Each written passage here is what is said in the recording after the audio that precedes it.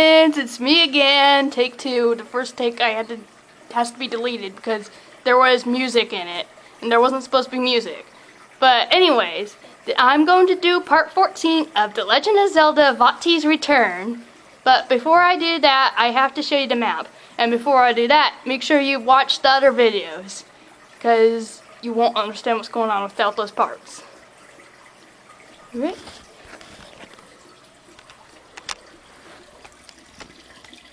Here's the water temple.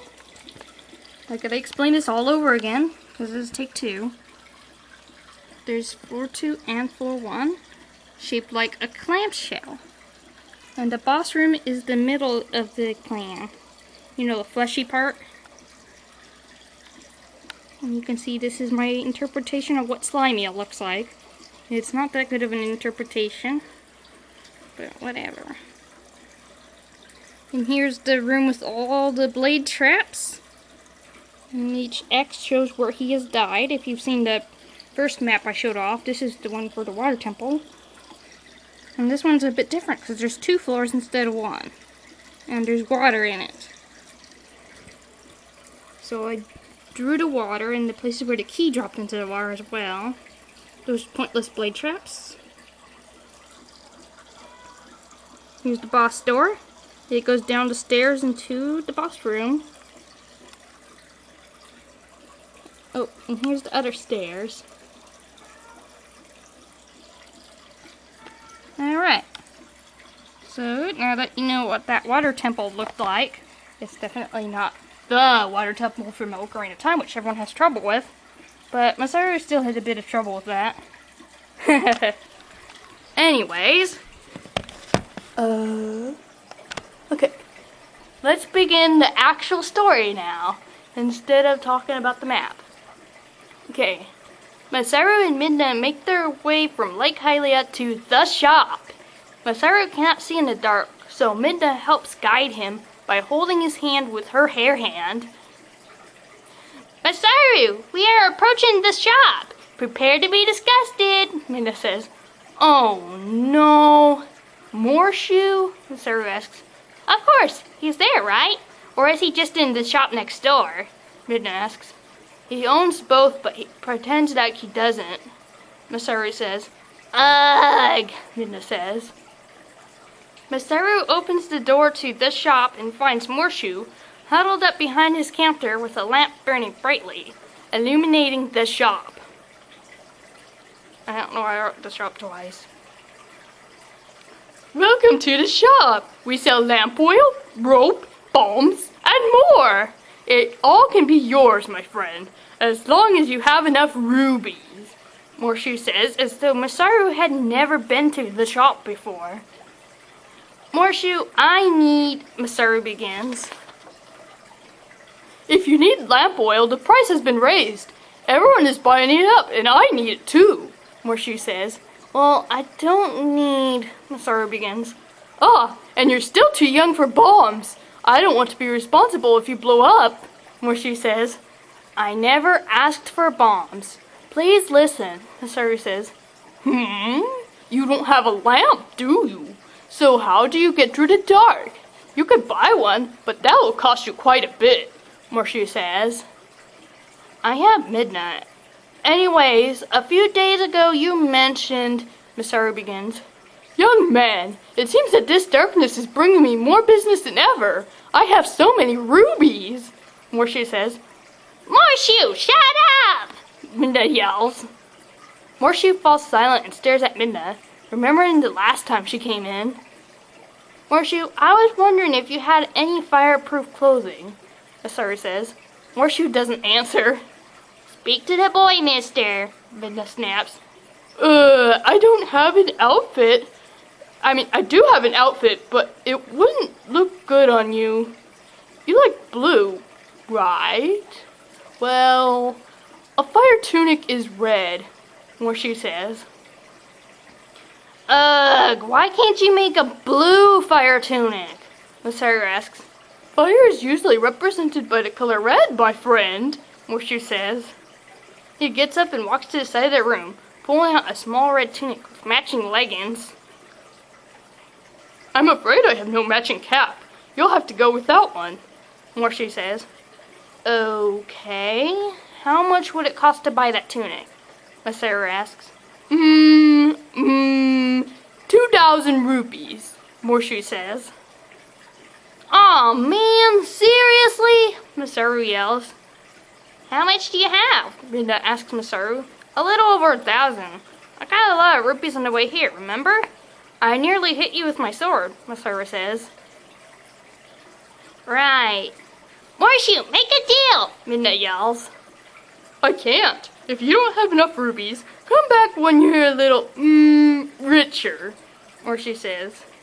If you dare raise the price while we are gone, I promise you, you will regret it, Midna yells. Morshu covers his ugly face protectively. Midna gives him one last glare before exiting the shop. Well, Masaru, looks like you'll have to do some more grass cutting and rock throwing, Midna says. Ugh, right, Masaru says. And you can fight monsters too. There is sure to be a lot of them since it is dark out, Midna says. Masaru pulls out his shield and dusts it off without really knowing where his hand is going. Masaru, we're being watched, Midna says. A low growl is heard. Are you sure that isn't the bottomless pit you call your stomach? Masaru asks. Certain, Midna says. The growl gets louder and a wolfos jumps out of the darkness at the two. Midna pounces on the wolfos and holds it down. Wolfos, don't even think of hurting me again. I don't have a stomachache currently, so I can fight much better than I did before, Midna says. The wolfos is startled and plays dead. Bad wolfos, I know you aren't dead. You have to pay for the wrong you did, Midna says. The wolfos growls a little, but cannot escape from Midna. I'll let you off easy. Go gather up as many rupees as you can and bring them to me, Midna says. She gives the wolfos a bag to put the rupees in and gets off of it. The wolfos stands back up on its hind legs, ready to fight Midna, but it stops and gets back down on all fours, running off into the darkness. Wow, looks like the monsters fear you, Masaru says. Shut up, Midna says. A few minutes pass and the wolfos returns with a bag of rupees. Midna uses her hair hand to grab the bag of rupees. Thank you, you may go, Midna says. The wolfos runs off as quickly as it can, tail tucked between its legs. Masaru, how many rupees do you think are in this baggie? Midna asks. I can't see, remember? Masaru asks. Oh, right, Midna says. Midna stores the bag of rupees away wherever she tends to keep her stuff. She then uses her hair hand to guide Masaru back to the shop again. Hello, welcome to the shop. We sell lamp oil, rope, and bombs, Morshu says. Masaru's left eye twitches as he stares at Morshu in disgust. Lamp oil is pricey now that darkness has come, Morshu says. Morshu! Midna yells. Morshu falls silent. Morshu, I've got 2,000 rupees, I think, Masaru says. Can I buy the fire tunic? Are you sure you have enough rubies? Morshu asks. He has enough, Midna yells. Morshu extends a shaky hand to accept the rupees. Masaru hands them over and Morshu goes to get the fire tunic he had previously. He returns with the same one.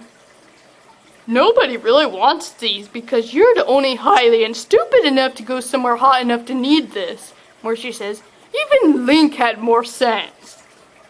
Stop comparing me to Link. It hurts my feelings, Masaru says.